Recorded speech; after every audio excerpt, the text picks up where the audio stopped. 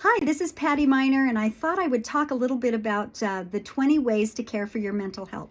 We had a wonderful lesson in church by Marian Taylor, and she did a great job and had a wonderful handout, and I'd like to share some of that with you.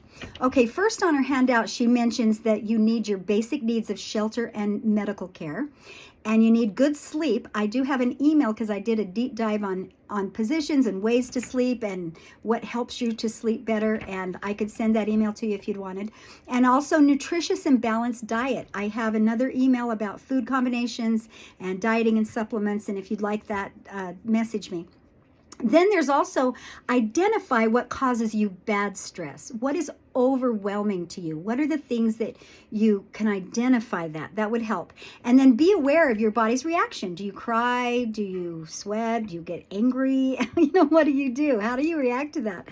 What activities are your coping skills? Do you play tennis? Do you do something out there? What do you do? When and where do you go to feel satisfaction? Do you like to read? Do you like to take a walk? Do you meditate? What are the things that you do? And then who can you reach out to for support when you need that support? Who is your number one, yes, you feel good with when you talk to, and they validate your feelings? Okay, so those were the 5 things in the middle there. Then she had some ideas of coping mechanisms for that overwhelming stress, which is really great.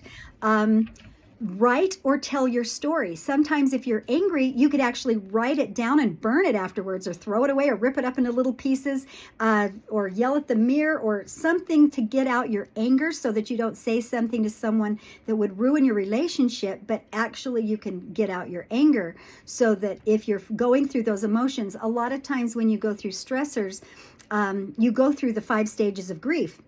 When you're like, if you expected something out of yourself, I was Patty Perfect, or was supposed to be Patty Perfect, so perfectionism was a problem for me. I had to get a 4.0 or I would be in tears. And so, like my first B that I got, I just absolutely was in tears.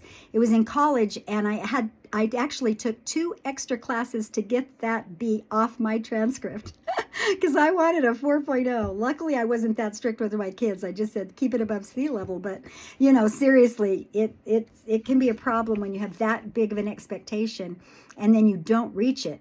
So sometimes you have to refocus that expectation and reframe it and let it go, like the song says. Also, try something new. Try something that you haven't done before, so it gets your mind off of it. Give service to someone else and maybe help them. That can really help.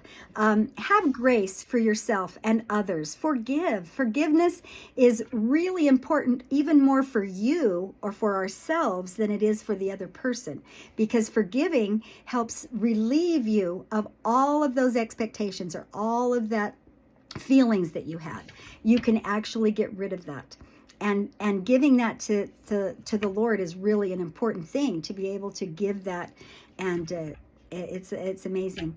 Gratitude. I have a gratitude journal right now, which is great because it trains your brain to look for the positive, to look for happy things, to look for things to be thankful for, and little things that you can say, like, I love my red wool coat. Every time I put it on when it's cold, I feel complete comfort and relaxed. So just little things that people do, people say, something that happened. It was a sunny day today, or wow, I loved watching the snow come down, whatever. You need to be thankful. And let go of expectations and reframe. Connect with someone and helping someone, that helps. Using grounding skills. Experience your 5 senses and meditate. Sometimes I'm on a schedule and I really don't have time to just freelance meditate for as long as I want. So I will set the timer for 10 minutes, 5 minutes, 15 minutes, however long I have, and do that deep breathing and relaxation and really think of my 5 senses, breathing, touching, smell, just breathing. And that's important for meditation, to just clear your mind and relax, and that really helps. Practice laughter and a sense of humor. Okay, that's a big one for me and my family. My brother and I, we love to laugh and we love humor. And we have gotten through a lot of hard times and hard situations with laughter and with humor. So when my brother this last year was going through his cancer treatments, he was like texting me, Patty, I need some jokes. I want to know some jokes because this sucks and I want to, I've got a live audience. I've got the nurses and doctors here. And so, I was saying, okay, well, first I didn't know how to feel about cancer, but then it grows on you. So I was just giving him crazy jokes. And that's no disrespect for cancer or any of the illnesses there are out there. Like when someone has a stroke and their left side is bad, now you can say you're all right. Anyway, so we just laugh, joke. A lot of our jokes were medical jokes for nurses and doctors and people that would get them. And so no disrespect for anybody and what you're going through or anything, but laughter and laughing at it. It usually, Shakespeare said, tragedy plus time equals comedy. So sometimes you can laugh about things that happened in the past. We also love yourself and validate. I love validation techniques that I learned when my kids were teenagers because I was doing the same things, but the teenagers were not reacting the same as when they were little. So I thought, what am I doing wrong? And I learned two things from a course that I took, was to say, how does that make you feel when somebody is talking about their problems? Rather than trying to fix it, you just say, because the Lord said, mourn with those who mourn.